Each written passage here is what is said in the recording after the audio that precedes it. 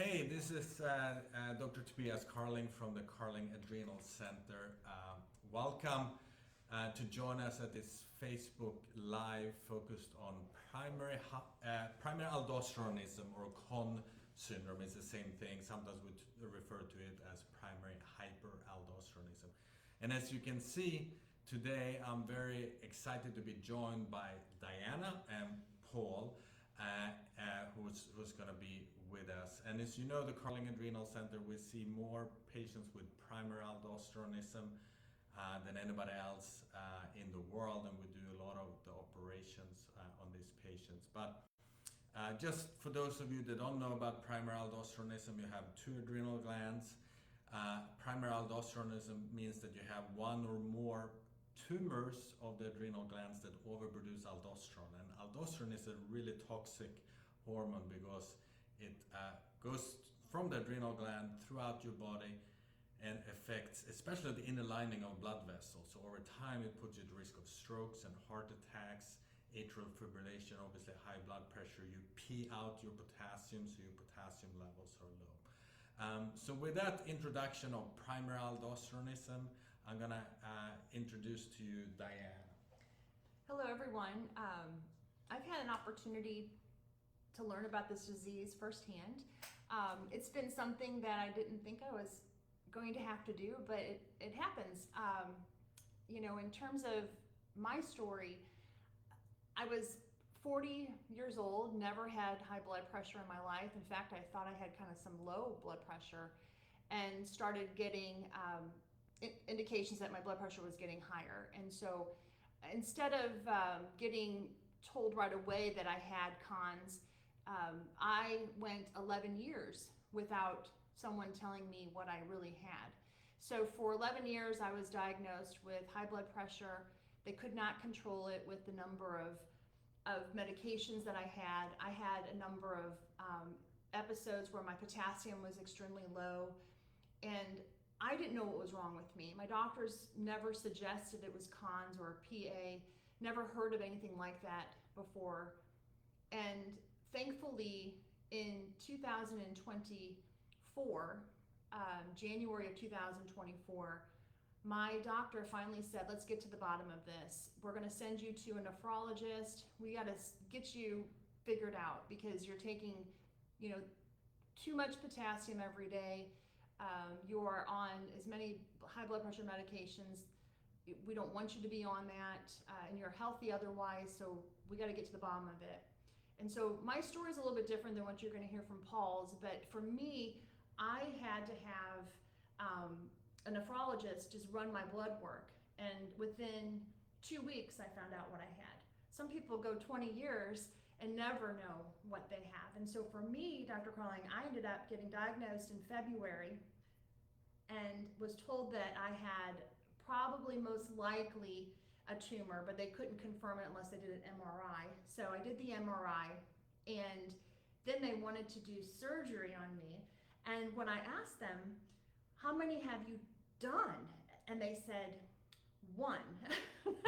So my doctor, my hospital was not going to do my surgery. There had to be another way. And so I was so fortunate. I went on the computer. I'm a computer person, so I searched surgery for adrenal glands, and his website popped up. And then I did more research, and I found that he is the world's leading #1 surgeon. I said, well, I'm deserving of that. I deserve the best. I deserve the best. And a couple things that I always think about is that I was never one who ever was really dealing with hospital visits. In fact, I never had surgery before in my life. I didn't know that you could go out of state. I thought my insurance plan kept me in the same state, and I had to have the same doctor and the same care, and I had to listen to everybody. And what I learned really quick is I have to take my health into my own hands. And so I made the call. It was so easy. I just went to the adrenal website, his website, put in my record of who I am, what I needed, and they called me immediately. They took care of everything for me. I ended up, that was in February. It took me to get the nerve up because I've never had surgery before. So it took me a good couple weeks ago, okay, Diana, just send in the form. Just do it. So when I did it, immediately they got back to me. And then I had my consultation with Dr. Carling in May. And then my surgery was June 24th of 2024. And I have been cured 100% since. The day I had surgery was the day I was cured. And I know that's not the case for everyone, but it can be for you if you just try to find out what you do have wrong. Well, thank you very much, Diana. And we will talk a little bit more in detail about how you're diagnosed, meaning what lab tests you need to have. We will talk a little bit about the imaging studies you mentioned, MRI.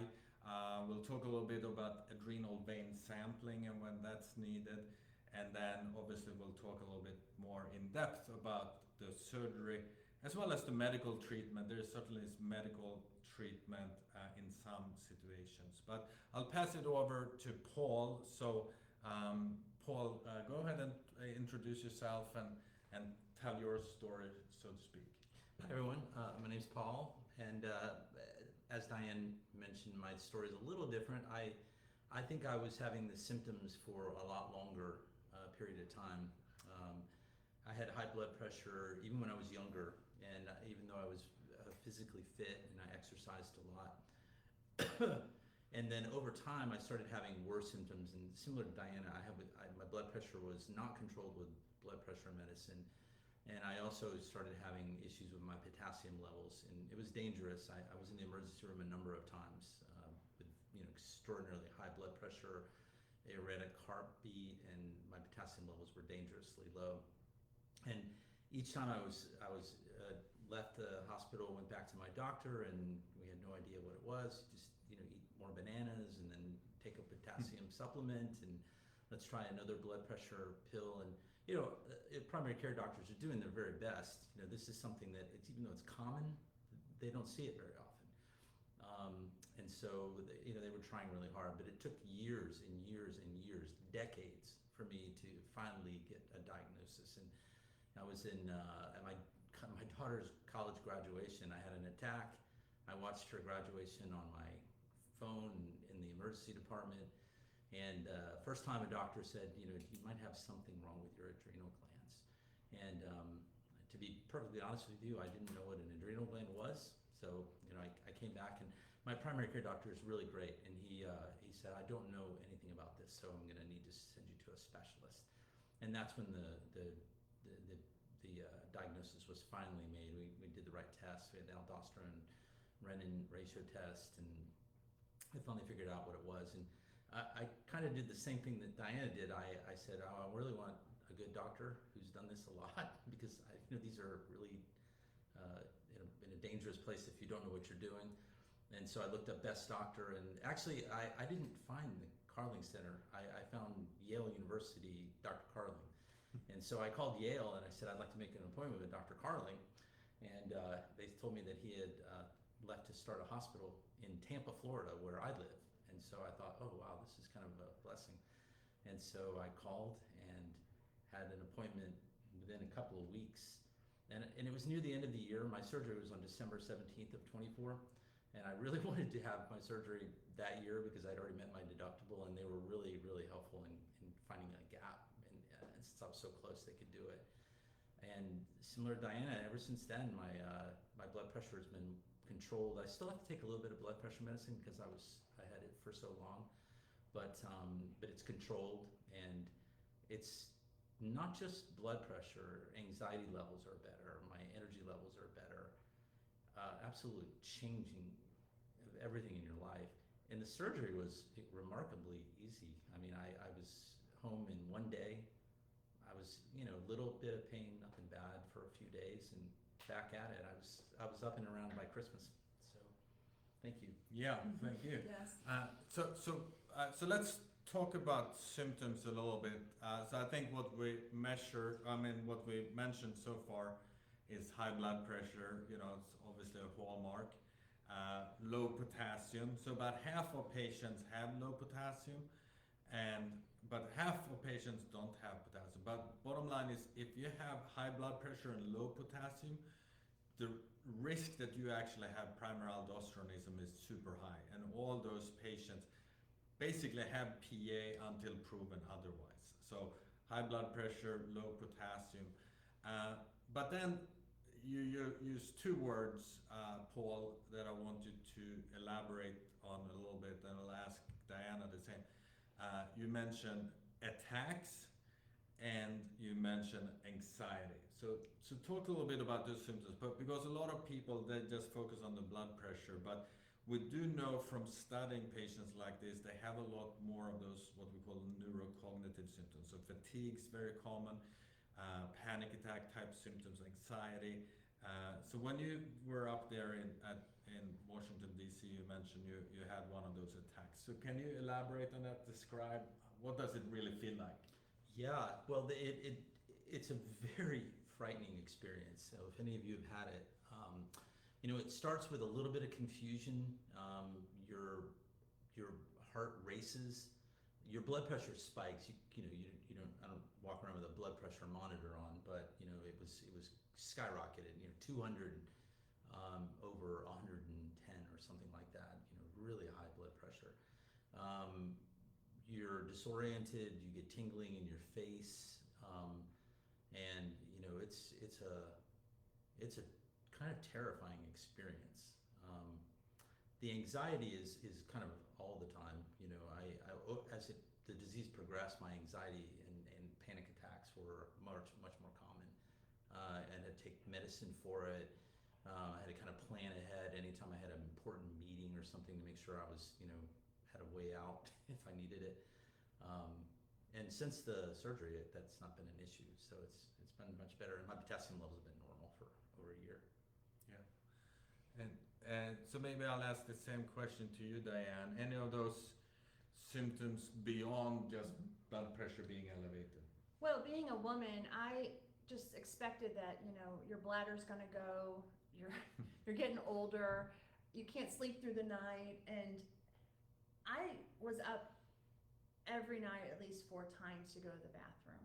Oh yeah. And I thought it was just normal. I don't know, you get into your late 40s, early 50s, and you're thinking, oh, it's just the way it's supposed to be.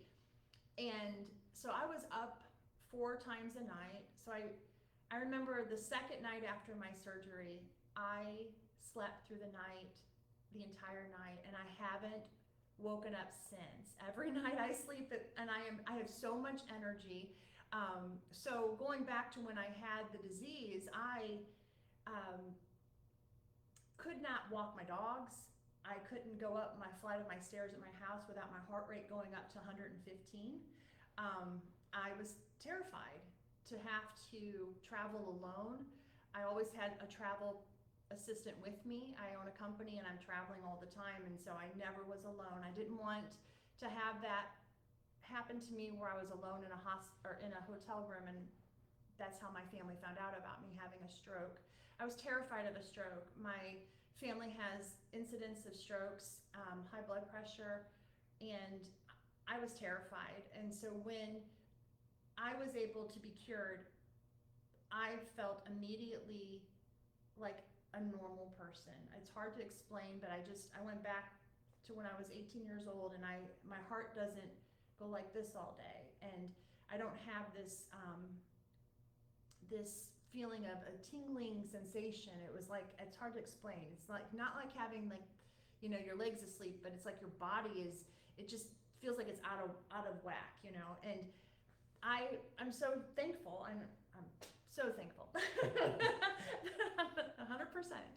So, and the surgery was simple. I have to tell you, I've never had surgery before. I had oral surgery, but I never had anything else. Never broke a bone or anything like that. And I couldn't believe how quick it was. I was up the same day. Next day, I flew back to my home 3 days later. So, and I was working. So, and the incision is just like this big, like not very. And there's 3 little ones, but it's very small. All right, I think that's great. We covered symptoms, and often patients ask me why are these symptoms so overlooked? How come, because patients have these symptoms, how come people miss high blood pressure and potassium and these panic attack symptoms like anxiety and so forth? Well, part of the problem is that high blood pressure is very common, and as Paul alluded to, if you're a primary care doctor, there's 69 million people with high blood pressure in the United States. So pretty much every third patient a regular doctor sees in their office is going to have high blood pressure. And what's tricky for doctors is to figure out which are the ones that have what we call essential hypertension, meaning hypertension that's just because, and which are the ones that have high blood pressure because they have an adrenal tumor.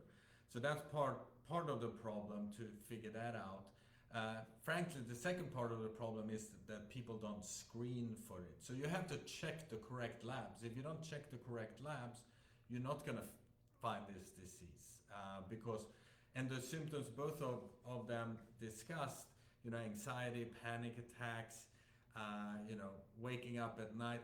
Often people and a lot of doctors just say, well, you're getting older, well, you're not in shape, well, maybe you're overweight, and so forth. So it's tricky for doctors to figure out, and that's why screening and checking the correct lab tests are important. And Paul has a very analytical mind, not necessarily in his background in medicine, but rather in finance, in private equity and startup companies and so forth. But you've done a lot of research because you're interested in this on how should people be diagnosed. So Paul, tell us, how you were diagnosed and what you recommend for other people. How should they be tested to diagnose primary aldosteronism? Yeah, well, I mean, are you asking what should the medical community do, or what should you do as a patient? Both. Well, as a patient, if you have these symptoms, I highly recommend that you're probably going to need to see a specialist. So either an endocrinologist, which is tough. There aren't a lot of endocrinologists, but they can diagnose you. A nephrologist will catch it. Primary care doctors are great. They just see too many things. So, if you have a primary care doctor who has the time to listen to you and, sort of, hey doc, I think I might have this thing called primary aldosteronism. Can we get tested for it? That's great. They might just say, I know what that is, and you don't have it. That one of my primary care doctors did that. So luckily he was retiring. My next primary care doctor didn't do that. I think that it's kind of funny. I was so frustrated with the fact that it took so long to be diagnosed with something that, as Dr. Carling noted, I'm pretty analytical. I like to do a lot of research. I actually enjoy reading this stuff. And when I realized that there were millions of people, potentially in the United States alone, that have this disease and they're completely undiagnosed and dying from strokes and heart attacks and from kidney disease, I was so frustrated that I and a colleague, we started a company to screen people. So we're going to be looking for people who are missed in the emergency departments, and we're going to help route them into the proper diagnosis and treatment. And not necessarily just Dr. Carling, but whatever hospital system that they're working with. But I would say the most important thing, and this isn't really with any kind of health thing, is you have to be relentless and you have to advocate for yourself. Don't be afraid to research and push, because if you don't, bad things happen. Yeah, thank you, Paul. And there's again, the whole point with getting screened and getting diagnosed is based to establish what we call the biochemical diagnosis. You have to check the correct labs and make sure that your aldosterone-renin ratio is high. That's the lab test. So there's three major labs you want to have checked. It's the potassium level, it's the aldosterone level, and it's the renin level. And the potassium is either normal or low. Again, if you have low potassium, that's primary aldosteronism until proven otherwise. The aldosterone level is typically normal or high, but then you always want to interpret aldosterone in the context of the renin level. So the renin is another hormone produced by the kidney, but the renin level is always low, less than 1, and often even lower than that if it's completely suppressed. So you calculate something called the aldosterone-renin ratio. You divide aldosterone with the renin, and if that ratio is greater than 20, it's very likely you have primary aldosteronism. And the higher that ratio is, the more certain the diagnosis is. So I remember for Diana, I think it was well below about 100, and I think for Paul too. And that's the most common for those patients that go to surgery. So if you have a very, very high aldosterone-renin ratio, that's pretty much conclusive. And often we want to repeat it at least twice. And one of the things that's important to know, doctors might ask, well, you're on this medication, that medication, I have to take you off the spironolactone, have to take you off the eplerenone. And it's nothing wrong with that, but don't let that be an excuse not to get tested. It's better to get tested with aldosterone-renin while you're on blood pressure medication than not get tested at all. And all those blood pressure medication, they will err on lower the aldosterone-renin ratio. So if it's high on high blood pressure medications, in real life, uncontaminated, if you will, the aldosterone-renin ratio will be even higher. So if it's high, that's a true high. And Diana, I know you have worked a little bit on this, trying to get aldosterone-renin testing to be more well known in the community, and also easier for patient to access testing for aldosterone and renin. So do you want to elaborate on that? So one of the hardest things is to sometimes just ask your doctor, I need this test. And so there's places, one in particular is the AnyLab Test Now. There's over 240 locations all around the country, and they have the test. You just go to their website or go to Dr. Carling's website, and it'll show you. You'll be able to get access to the test. You don't even have to tell your doctor yet. Just go get your test, get the results, and then take that to your next appointment. And then you can say, well, I think I have this, and here's what the numbers are saying. And so testing is very important. I had to have the MRI with contrast and without. I've never had one of those done before either. So it's really scary to start trying to get to the bottom of your health condition, because you're sometimes afraid to know what you have. But if you don't start the journey to start to find out, you will never feel better. You will just continue to feel bad. And I'm walking proof, so is Paul, that you can get better. You can either with additional, managed care, medication, or if you have the opportunity to be off of medication. I just finished my very first 5K. I never thought I could ever, I never thought in my life I'd get to do anything like that ever again, and or have the chance to, and I did that in November.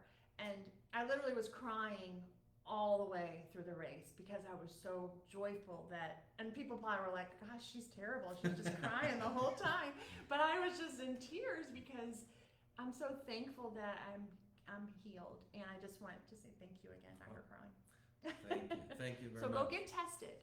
Yeah, so Diana mentioned an MRI, and we'll talk a little bit about the imaging, because there's two major avenues that patients get diagnosed. And one is, you have high blood pressure, low potassium, and a doctor suspect that you have primary aldosteronism. And the next step would then be to do an imaging study.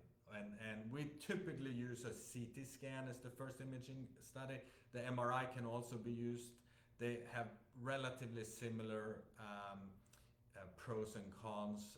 CT scan is a little bit faster, and if you have claustrophobia, it's a little bit easier to tolerate. But either an MRI or a CT scan works. But the second avenue where people get diagnosed is they already had a scan for another reason. Let's say they had kidney stones, they were involved in a motor vehicle accident, they went to the ER for belly pain, and they had a scan, and their doctor may say, well, there's nothing going on, but by the way, we found this incidental finding, what we call an adrenal incidentaloma, meaning a tumor on the adrenal gland that didn't, for when you had a study done for some other reason. That's the definition of an adrenal incidentaloma. And all patients with an adrenal incidentaloma needs to be checked for aldosterone and renin. They also need to be checked to make sure they don't have adrenal Cushing's syndrome or subclinical Cushing syndrome, as well as pheochromocytoma. So I think we covered symptoms, we covered testing the aldosterone-renin ratio. That's how you establish the diagnosis. So then the next step that we'll talk about is medical therapy. So often at this point, the doctors will prescribe some type of medication to help control both the low potassium and the blood pressure. So I know you went through that, Paul, so tell us a little bit your experience with medical therapy first. Yeah, the medical therapy, it did have a very positive effect for me. And the downside is some of the side effects of that drug, particularly in the long term for men, are not very favorable. And I didn't know this at the time, but I've read studies that say that in the long run, surgery, if you can get surgery, is more effective at controlling the symptoms and having a better health outcome. But if you cannot have surgery, the medical treatment it's effective. It will,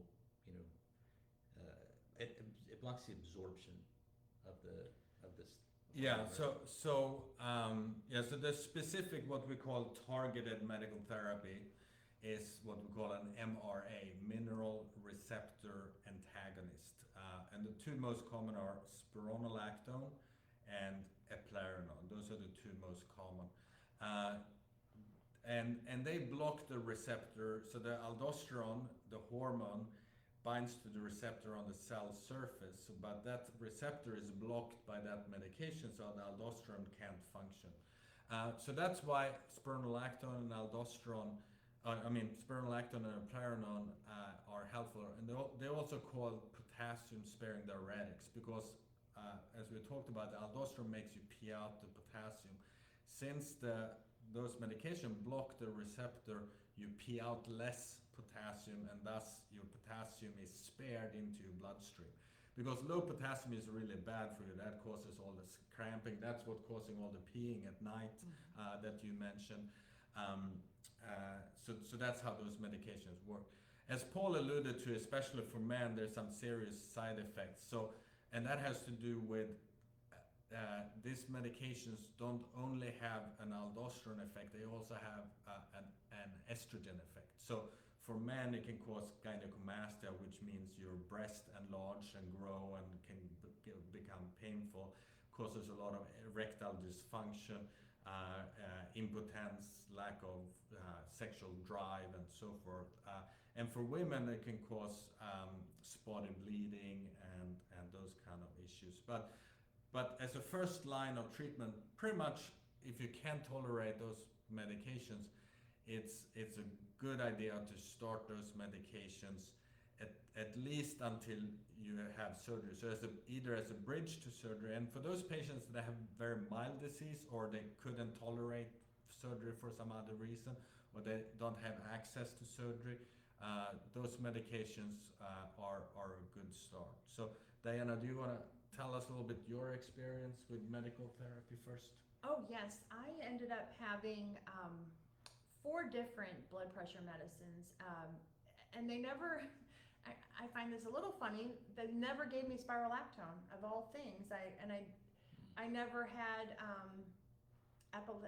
Eplerenone. That one, and I was just on I can't ever say it. It's the amlodipine. Is that it? Amlodipine.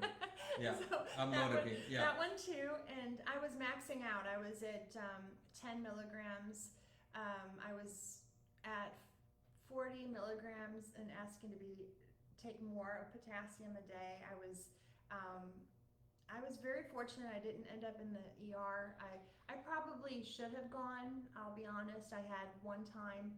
The doctor called me and said, your potassium's a little low. You need to take some extra. I'm like, oh, well, definitely can't eat bananas. This is, these huge horse pills you all take. And so I did that for a good 6 years. And then I was going to bring with me today, but I decided not to because it's just horrible to remember. I used to take a pill box of at least 12 to 14 pills a day. I tried to treat my symptoms with a lot of vitamins and supplements. I took everything from, anything that would help lower your blood pressure. I was putting it in my mouth.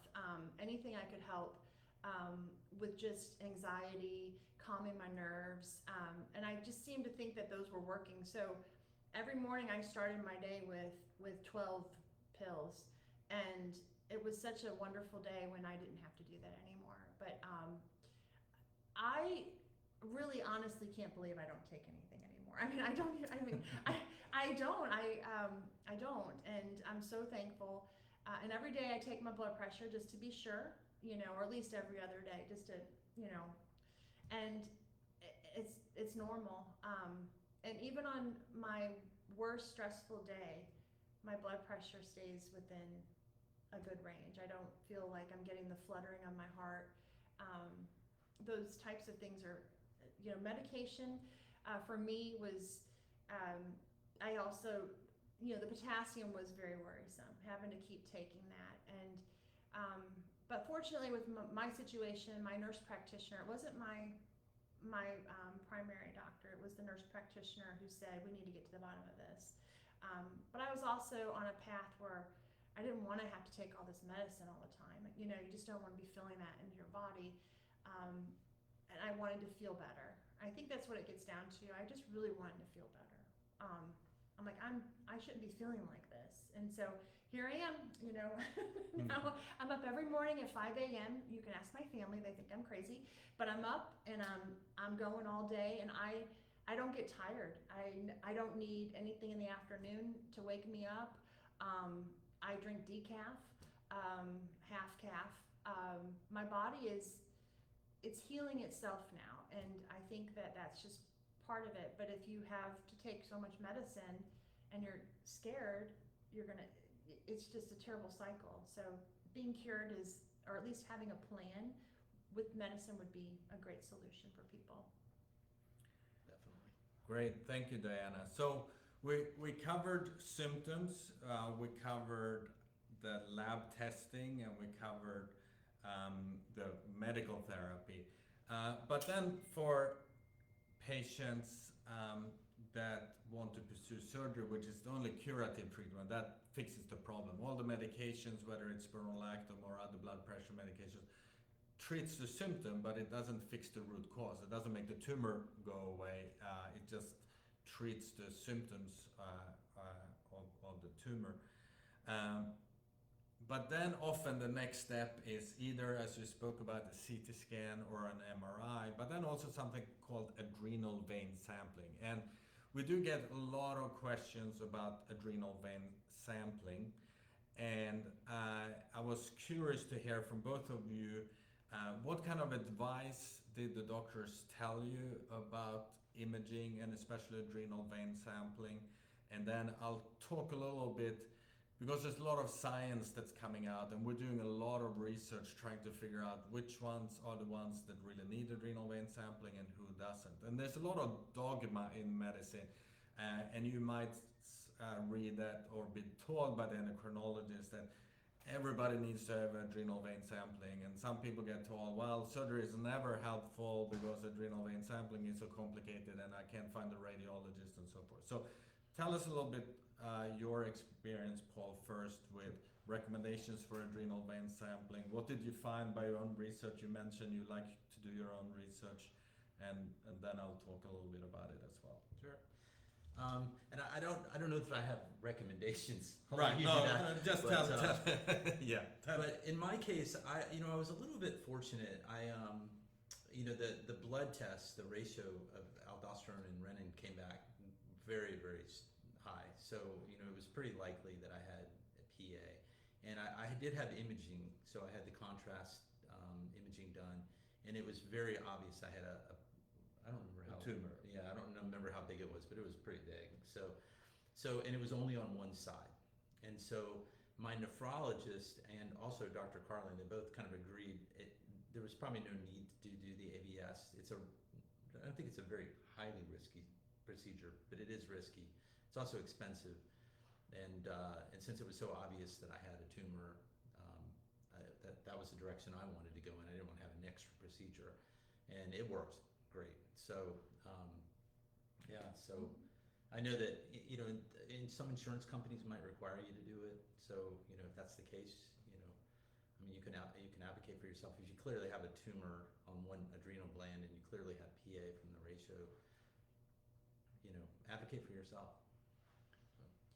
Yes, and so same question for you then. Well, for me, when they diagnosed me, they said, it's the imaging came back with the tumor on my left adrenal gland, and then they immediately told me I needed to have AVS. And I asked the question, well, how many of these have you done? And they said, we do maybe at the most 5 a year. I said, really? Okay. So who does this? Which doctor? Because who's doing this at the hospital? And they don't have someone as a specialist do this. If I was getting a brain surgery, I would want a brain surgeon to do my surgery. If I was getting a knee replacement, I would want a knee doctor. So I asked the question, well, who does this? And they said, well, the one who kind of does things like stomach, who does surgery, he's one of our best. But I felt very uncomfortable. So then I researched again, and when I sent my information to you, my labs were off the charts. They didn't see anything in my right adrenal. My left had the tumor. My blood work was off the charts. So I also was researching, and I believe if I would have pursued the AVS, there's a high probability that they could nick something, because I think that side has, and you can tell me if I'm wrong, but it was, things are more concentrated on the left side, right?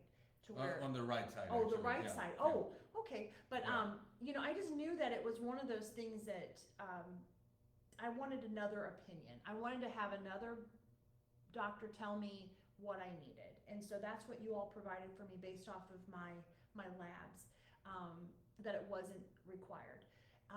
So when I let people know in different places online where I was getting support from friends and people, they all said, you have to have AVS. And there's this pressure from online forums that, because I said, I'm so excited, I'm going to get my surgery. I'm very excited. They don't have to go through the stomach. He's going to go through the back. And people would say, well, you have to have AVS. I said, well, no, I don't. My doctor said, no, I don't need it. And so there's a lot of pressure out there that you have to have this. And then I also, stay in touch with a lot of these folks, and they've had their AVS and it's been inconclusive. And then they got to go back again, and then they still can't get it right. And then they're still suffering with all of their symptoms, and then they may not even need an AVS. So there's this big discussion out there. Do you need it or not need it? I didn't need it. So. So maybe I can, bring some thoughts. And I understand this topic is very confusing for patients. It's confusing for doctors, and there's a lot of dogma in this. So bottom line, traditionally, and this is how I practiced when I was at Yale, so 10 years ago, if you had primary aldosteronism, and I was the chief of endocrine surgery at Yale, so together in a group with endocrinologists, radiologists, and so forth, we sort of made an institutional decision. For our patients here at Yale University, we're going to get adrenal vein sampling on all patients before surgery. And part of the main reason why people feel the need for adrenal vein sampling is that there's a great concern on operating on the wrong side, right? So how could that ever happen? Well, what can happen very rarely is that on the scan you have an obvious tumor, say on the left side. That's not the culprit tumor. That's a non-functional tumor on the left side where the true aldosterone-producing tumor is smaller, but on the other side. So if you then remove the left side, and if you do a total adrenalectomy, you remove the whole gland, and you don't know how to do a function preserving operation partial on the other side, well, then you burn a lot of bridges. You're in a real pickle, right? Because you removed one gland when the culprit tumor is on the other side. And that's sort of what driven this whole fear and push to do adrenal vein sampling. A few things has happened since that time. Number one, CT scans are a lot better. So they pick up smaller tumor, and more importantly, they can reliably identify a normal contralateral gland, okay? So that's number one. Number two is the introduction of partial adrenalectomies, where we don't remove the entire adrenal gland. And that changed the landscape completely, because we no longer, there's zero risk of putting a patient with PA into adrenal insufficiency, right? So you have two adrenal glands, you only need 30% of one adrenal gland. So even worst case scenario, you're wrong and operating on the wrong side, it's still, nobody wants two operations, but it's not the end of the world where you end up on steroids the rest of your life. That just doesn't happen, right? So what's the potential downside with doing adrenal vein sampling on all patients? Well, there's a lot of downsides, because number one, the success rate, even in the best of hands, is about 90%. And trust me, I see adrenal vein sampling from all over the world. This is done by an interventional radiologist. And the success rate out there in sort of the regular community hospital is much lower than that. And why is the success rate so low? Well, this is a really, really tricky procedure. It's done by an interventional radiologist, and they put a little catheter through the groin, go up, and then they measure the aldosterone level on the right adrenal vein and the left adrenal vein. And the right adrenal vein is just a few millimeters. So if that catheter is off by a couple of millimeters, you're now getting false levels that messes up the whole study. And you don't get those lab tests back for another week. So you don't know until a week later that that study was inconclusive. So that's what Diane talked about. There's a lot of patients out there go through adrenal vein sampling, and lo and behold, it was a complete useless test because they didn't get good samples. So that's number one. The other potential risk is complications during the procedure. So the complication rate runs from 0.5 to 2.5%. And we actually wrote a paper that's just accepted, hasn't been published yet, discussing this specifically in the Journal of American Medical Association about adrenal vein sampling and the complications. So now our thinking has evolved. So we don't follow this textbook dogma like we did 10, 15, 20 years ago. So now we're using a tailored, individualized approach. So both Paul and Diane are examples of that if you have an obvious scan that shows an obvious tumor on one side and the other gland is completely normal, the best option is often to go straight to surgery, and you can bypass that stuff. So when is adrenal vein sampling helpful? Well, it's really, really helpful if you do a scan and that doesn't show any tumors, because those patients will have a small tumor that's too small to show up on the scan, or they have bilateral hyperaldosteronism. And that's another sort of dogma that back in the past we would never operate on patients that have bilateral disease. It actually turns out that now in many cases, those patients, they don't do as well as the ones that have unilateral, but many patients with bilateral disease do better than those that only get treated with medicine. But that's a different discussion. So those patients that have a negative scan, they should definitely have adrenal vein sampling. It's very helpful for those patients. The other patients where you have to sort of use a nuanced thinking is the patients that have bilateral tumors. So if you have a tumor on both glands, sometimes adrenal vein sampling is helpful. Sometimes it's not, because sometimes so about a third of patients that have primary aldosteronism also have cortisol overproduction. And in those patients, often you have cortisol from the bigger one and aldosterone from the other one, and often you need to do a bilateral function preserving operation to fix both those problems and at the same time preserve adrenal tissue.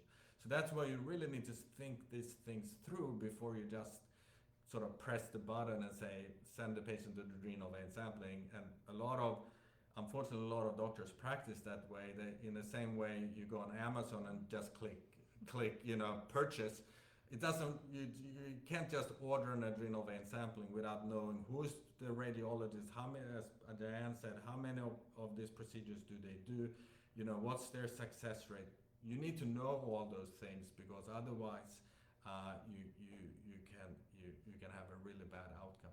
I should say, we provide our own adrenal vein sampling by Dr. Patel that does them here at the Hospital for Endocrine Surgery, and he now does more than anybody else in the country.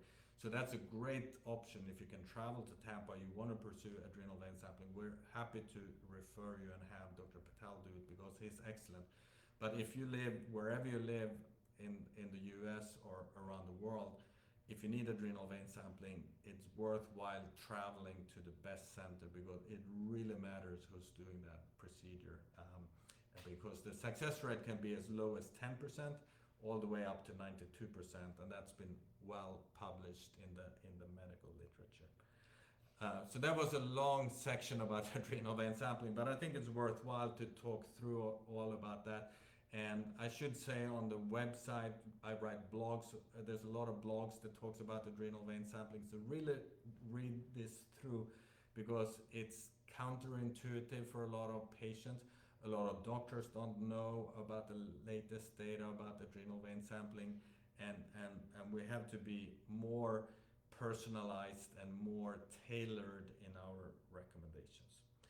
So that brings us to surgery. So maybe Diane, tell us, you mentioned a little bit, you went and did your own research. So what recommendations would you do for people, a lot of people that are watching us, or may have to travel a long period of time. Not everybody, I understand, that can travel to Tampa. So what's important to look for when you look for a surgeon? Well, I think the experience is number one, and I guess I'm in the belief system that I don't care how much money it costs, I'm going to go find the best, and Dr. Carling is the best. I have talked with those who've lived in different countries who are suffering with PA, and they're going to get here. They're going to find a way to get here. There's not enough experts in this for me to feel confident that if, for example, if I had cancer, there are what are called centers of excellence for cancer all around the country. You go to your center of excellence, and then you get the best care treatment for that cancer. For this condition, they are the center of excellence. They are the hub for research. They have everything here. So my advice is to first find a way to get here. And then if for some reason you cannot, then ask Dr. Carling for a referral or someone that he knows in the medical industry that he feels comfortable referring you to. But I think you have to go to the best, and I'm very biased about that, because I need to be here for my family. I have a company, I have people to take care of, clients to take care of. I didn't want to go anywhere. I wanted to be here, so I wasn't going to risk it. And for the cost of a flight, a night of a hotel, to come visit him in person, to have him discuss your surgery out, if you are a candidate, is worth every penny. It's worth, forego the vacation. Ask friends for money. I'll help. I'll help raise some money for your medical fund to get here. It's just important to have the best, and you only get one body.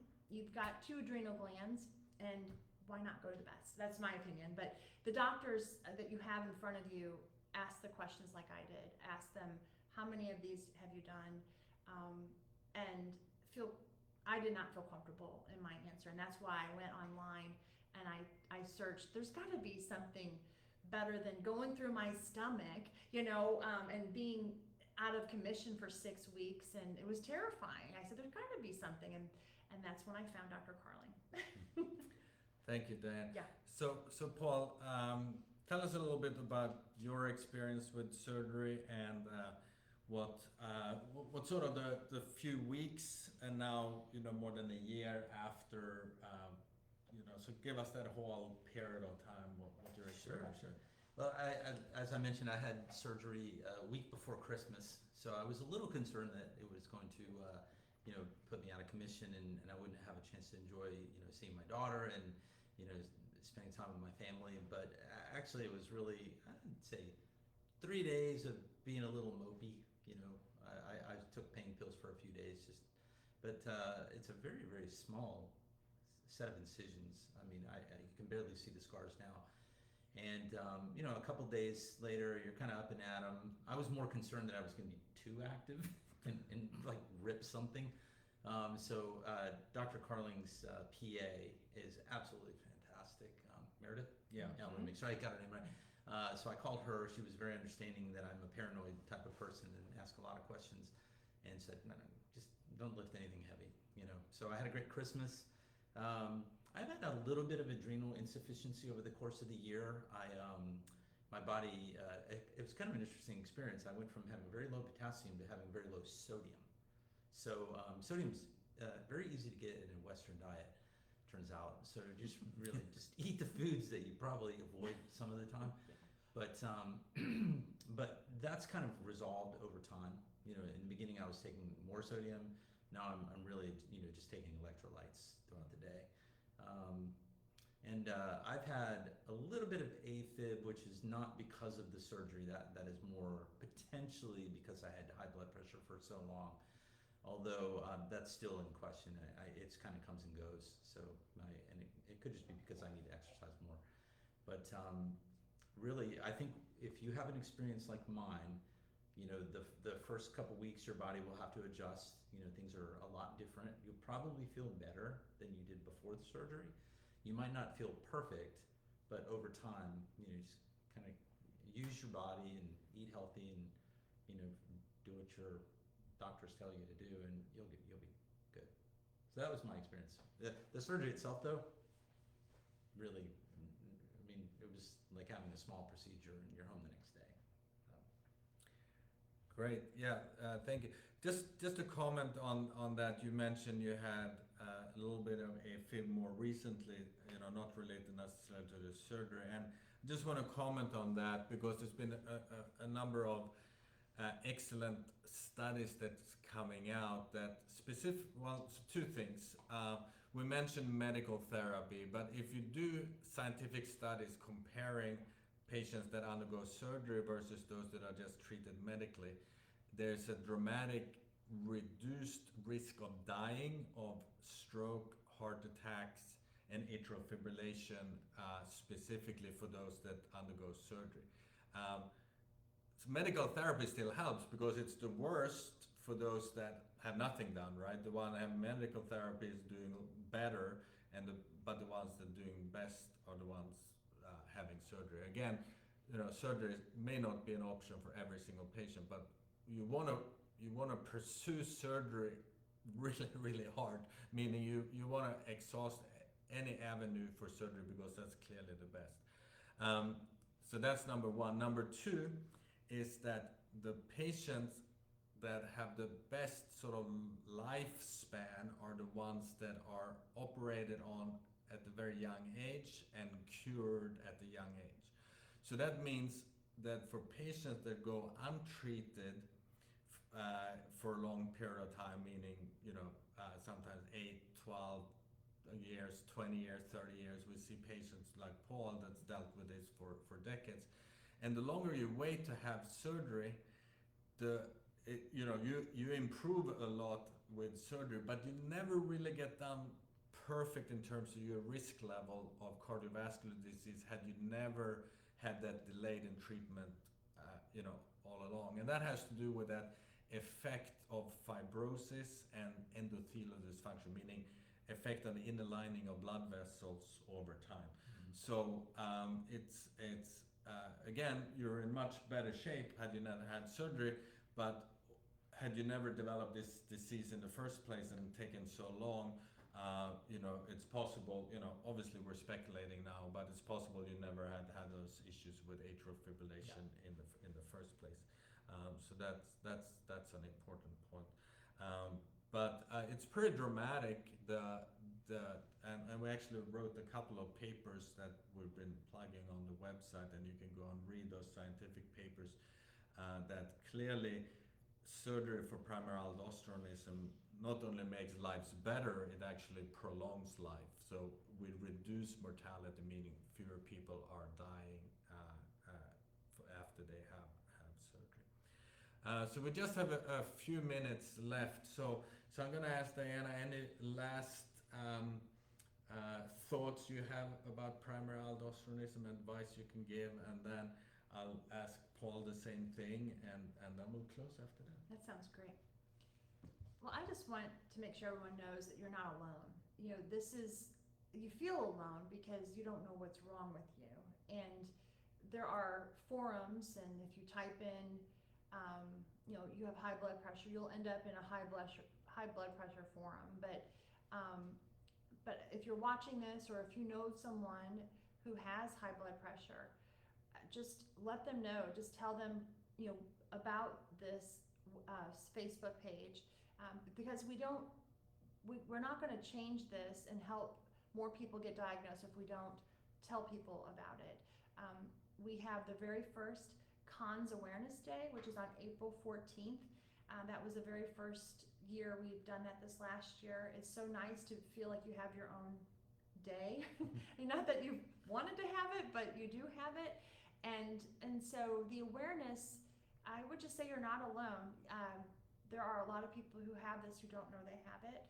So it's always good to bring it up. If you do have high blood pressure, just get it checked, and don't stop asking questions until you feel better. Great, thank you very much. Well, I hate this disease. It's the enemy. I think that there are millions and millions and millions of people in the world, or millions of people in the United States, who are sick with this disease and other endocrine-related diseases. And I'm passionately working to try to find more and more people. I think, what was the baseline number? Over 70,000 surgeries would be needed to cure people every year of this disease. So we're talking about a very big driver for hypertension and all of the problems that cause that. And it's an epidemic in this country. It's an epidemic all over the world. So, pass the word around, make people aware of it. Let people know that there's this thing that's killing a lot of people, and it is curable. And if it's not cured, it's treatable. So if you have a friend with hypertension, and they have any of the symptoms we talked about, anxiety, low potassium, let them know. Because maybe everyone can't have surgery here at the best hospital, but getting treated is the most important thing soon. Yeah. All right, that's great closing words. So thank you again, all who joined in live. As usual, we'll post this, and we'll post it also on all our social media channel. You can go back and watch it on YouTube later.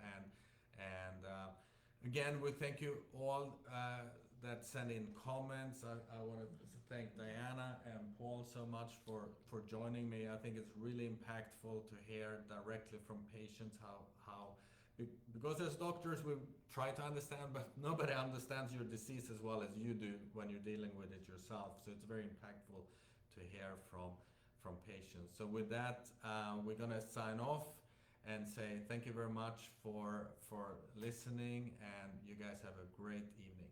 Thank you.